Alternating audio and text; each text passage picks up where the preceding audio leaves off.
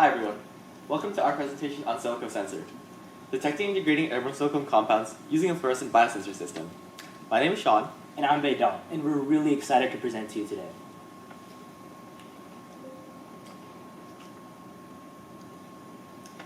In 1972, Apollo 17 astronaut Harrison Schmitt became the first astronaut to exhibit symptoms of severe silicosis. He returned from his trip coughing and sick after he had been exposed to irritating dust particles. Can you imagine the thrill of landing on the lunar surface only to return home, battling for each breath? Well, Dr. Schmidt's story isn't simply one about space exploration. It's a stark reminder of a danger that lurks both in space and Earth. Astronauts, like construction workers here on Earth, face significant risks from harmful silicon compounds. In confined spacecrafts, where every breath is precious, silicone, a carcinogenic plastic polymer found in everyday items like hair conditioners and semiconductors, as well as in satellites, undergoes outgassing and are exposed to heat in space. This process releases volatile methylsiloxanes, or VMSs, microscopic particles capable of causing lung cancer, asthma, and silicosis. In space, outgassing is just a bad hair day waiting to happen. Can you imagine trying to get your hair conditioner under control with all of those particles flying around? But in all seriousness, this issue highlights the importance for there to be better mitigation strategies for silicone compounds in space environments.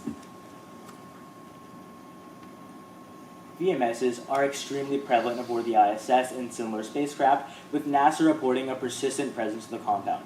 In fact, research finds that dimethylsolandiol, or DMSD, a specific type of VMS, reaches concentrations of up to 40 milligrams per liter aboard the ISS. You can see the concentration over time of DMSD in Figure 3.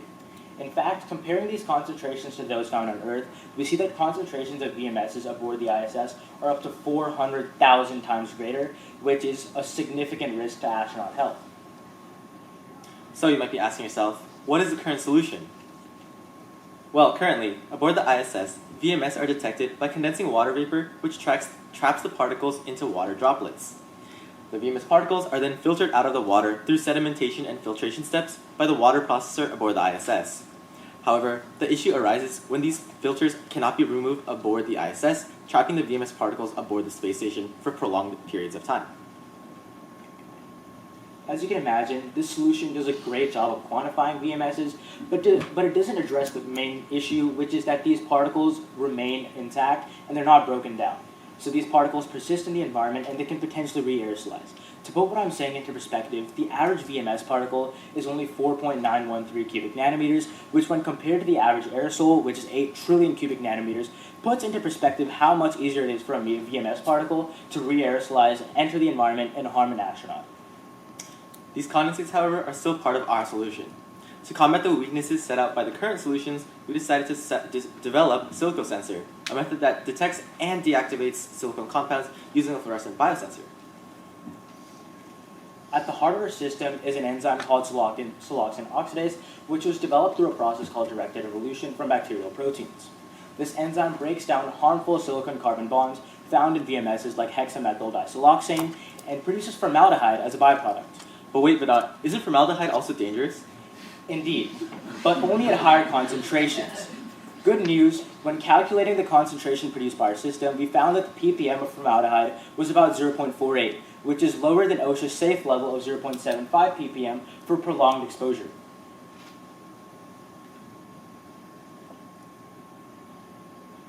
For our experiment in space, we decided to utilize the BioVet cell-free kit for in vitro expression of our enzyme.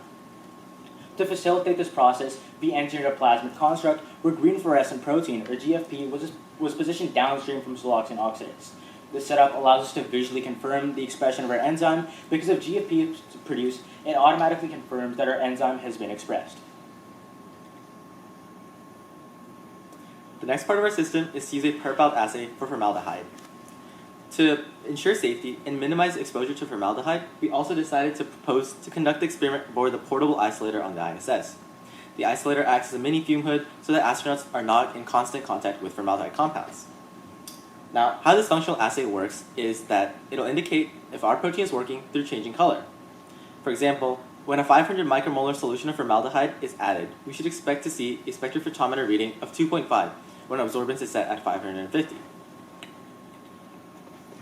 For testing, we will have 2 control samples and 2 experimental samples. For the negative control, we will use methanol, and for the positive control, we will use formaldehyde, which we expect to make a deep purple color when it binds to the propelled assay. For our 2 experimental samples, firstly, we will have lubricants with known VMS concentrations, along with humidity condensates aboard the ISS. These will produce more diluted purple colors, which we can then use to make a calibration curve of our results. To further guide and validate our well lab experimentation, we also decided to utilize MATLAB Symbology software to map out our biochemical reaction pathway. As you can see in Figure 10, the reaction starts from airborne DMSD and uses siloxane oxidase all the way to producing formaldehyde. Figure 11 shows the results of our simulated reaction with HMDS, which is a type of VMS that serves as the first substrate for siloxane oxidase. Now, when 5 millimoles of HMDS are added, you can see that nearly all of it is degraded by the 5-hour period, which marks the plateau of the enzymatic activity. Additionally, the graph for formaldehyde at the bottom indicates that there is only an incremental increase, less than 0.08 millimoles of formaldehyde, which is similar to our previous calculations. As you can imagine, this experiment is ambitious because it requires astronauts to pipette extensively and work with humidity condensates. In the microgravity environment of the ISS, precision pipetting is more complex, and due to the microgravity environment, liquids behave differently, and accurate measurements are much more difficult. Additionally, to quantify our output from GFP and propelled, we would have to use expensive materials like spectrophotometers and plate readers, which may not be readily available aboard the ISS. To add on to what Vedant is saying, because we do not have access to high-end equipment, we are much more limited into what we can actually do in quantifying for our actual experiment. Speaking of actual experiment, for our freeze and fly, we will send tubes containing lyophilized plasmid DNA with their siloxane oxidase GFP construct, alongside frozen liquids containing lubricants with VMSs and other liquids with VMSs. We will also send our propelled assay. This ensures that our constructs will remain competent throughout launch and that they can be expressed in vitro aboard the ISS. Now, when we thaw and incubate our tubes at 37 degrees Celsius in the mini PCR thermal cycler, we should expect that siloxane oxidase will be able to be expressed in our BioBits kit. We can visualize this using GFP output, which can be seen with the P51 fluorescence viewer. Our freeze and fly experiment as a whole will serve as a proof of concept for VMS breakdown, potentially improving astronaut health aboard the ISS. And finally, for the formaldehyde aspect, the propelled assay will show varying levels of VMS through different shades of purple, which can be seen with the naked eye, but also further quantified with a mobile pixel picker. So here comes the question, why the ISS? Well, testing and inhibiting the function of VMSs aboard the ISS is specifically important for 2 different reasons, enclosure and exposure. Now, because the ISS is essentially a closed system, matter cannot easily escape the space station. However, this means that the ISS is the perfect scenario for our SilicoSensor. The persistent VMS levels will push SilicoSensor to its limits, ensuring that we get a clear picture of how well it works in extreme environments. Additionally, SilicoSensor is crucial aboard the ISS because there's currently a lack of measures to control silicone activity on board. Currently, the ISS is really confined, and VMSs consistently circulate, increasing the risk of exposure that astronauts experience compared to those on Earth. Humidity condensates merely trap these particles without breaking them down. Unlike these passive approaches, the cleavage activity of siloxane oxidase in the SilicoSensor system is a more proactive approach which really breaks down these harmful substances and reduces risk to astronauts.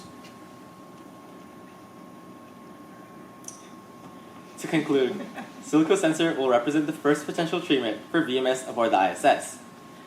By confirming the competency of the BioBits cell-free expression in space, we are not only addressing the immediate concerns of silicone exposure, but we are also opening up new avenues for future research.